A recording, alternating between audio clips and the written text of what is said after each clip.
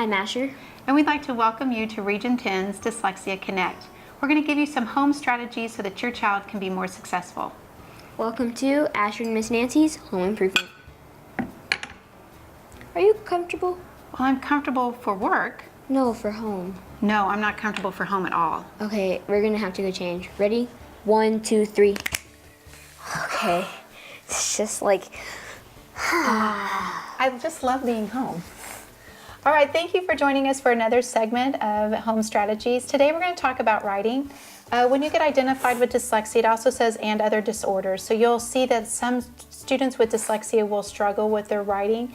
So this is to, again, complement what they're doing at your school. So give you some tools. My favorite tool, and Asher and I did this when we first started as well, is we started with a journal. I let him write about anything that he wants. We had the pictures that we talked about in another segment. He just picks an animal in here, and I have those in my tool set. He draws a picture, and then he writes. I ask him to write at least 2 to 4 sentences, and then inside those sentences, I will find only 2 things that I think he can work on, and then I let him only pick one. By giving him the opportunity to only pick one, he is then engaged and he knows he can accomplish that. And so we'll walk through what that goal is. So once he just started with 4 sentences, we could continue, and then in his dyslexia training, he then learned cursive and became more confident with his writing. He literally went from 4 sentences to 4 paragraphs within 6 months. So we saw a lot of improvement with just making small individual goals. The other thing I want to talk about is a lot of students with their handwriting, the fastest way that you can improve handwriting is utilizing the eraser, and they don't even realize it. So I'm going to give you a small example here. Asher, do you want to do one as well? Whiteboards, you're probably like, we don't have those at home. These are inexpensive. Your teacher may have one. You can look at them online. Your students really do enjoy using them at home. So if you're working on your spelling words, just talking to them about something you want them to see it, they really do enjoy having the dry erase board. And these are washcloths actually from like Home Depot. They're to clean your dry your car. So these are just some tools at home. So let me show you one of my favorite things, teaching your student how to have a tail. So there are letters that go below the line, such as the letter G, and a dyslexic student tends to draw it above the line, like this. Perfect, thank you. And so because their frontal lobe, that processing, I might not be able to get them to understand what I mean by tail in the language center, but in that processing, I can personify it. So I went to my student and I said, oh, I don't know if you realize this, but the letters can talk to me. And my student was like, what do you mean? I was like, the letters were saying they were upset because you didn't give them their tails. And so all of a sudden, I've got that frontal lobe visualizing a monkey or whatever has a tail. And so they went back through and they gave their letters their tails. So personifying those letters will help them. Another thing that will help is just erasing. So if the student isn't if their letters are going below the line, thank you, bub. Erase all of it. Okay, Erase it all. okay.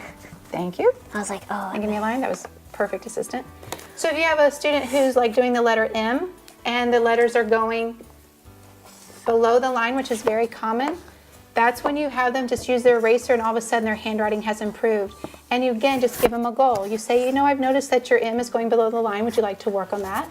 And then they just erase it. So don't do anything, Asher, except erase below the line with your finger. So you would be using that with your pencil. And yes, they have more things to work on, but you've just made one small correction. They feel more confident. They go through and erase their lines except the ones that have tails. You've improved their handwriting. So just a small tool that you might see that they're successful with. Another great tool is their spacing. So when they're going through and they're writing, when Asher first came to me, do you remember? I was like, I had spaces like I. Go ahead and draw me an example while I talk about this. Show me how far apart they were. It's very natural for their letters to be that far apart. They're thinking. And so they're not mindful of it yet. You just ask them, would you like this to be a goal to space your words? And so this is the tool and the strategy that they're going to use. You can pick these up at Walmart and just put that between the words and have them do it. When they make the mistake, they don't do it consistently. You just say, hey, I noticed that you're doing it 3 times instead of 6 times. Would you like to increase that? And you give them the choice to make that change. So this is about how far apart it was for Asher when he first came to me. And now his handwriting, he has the right amount of space. He doesn't have to use this as a strategy. He's built that and changed his mindset. He's going to give you another example. So while he's doing that, another thing, you can do this online. You just get some lined paper and you start working on it. See, look how great that is. Fantastic. Thank you for being my sample. I have the students work on the shape of their letters. Then they can work on the size of their letters. They can work on shape, size, what was my third one? And the spacing of their letters. So you're just having them be mindful of what skill they're actually looking at and working on. Same sentence, you just draw that up and you ask them, would you like to work on your handwriting today or would you like to work on it tomorrow? You give them that choice. If they say tomorrow, then honor that.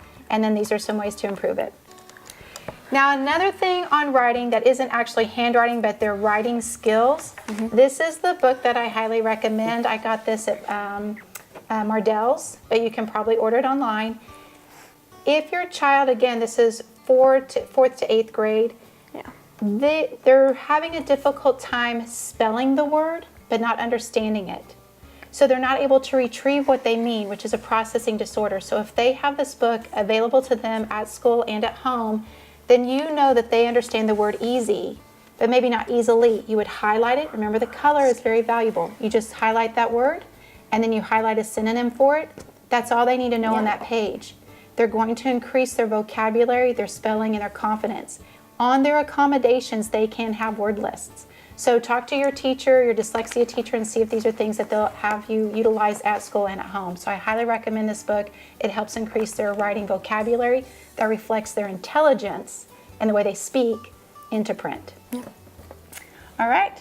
So thank you for sharing this time with you inside your home during this session. Have a great day. We appreciate it.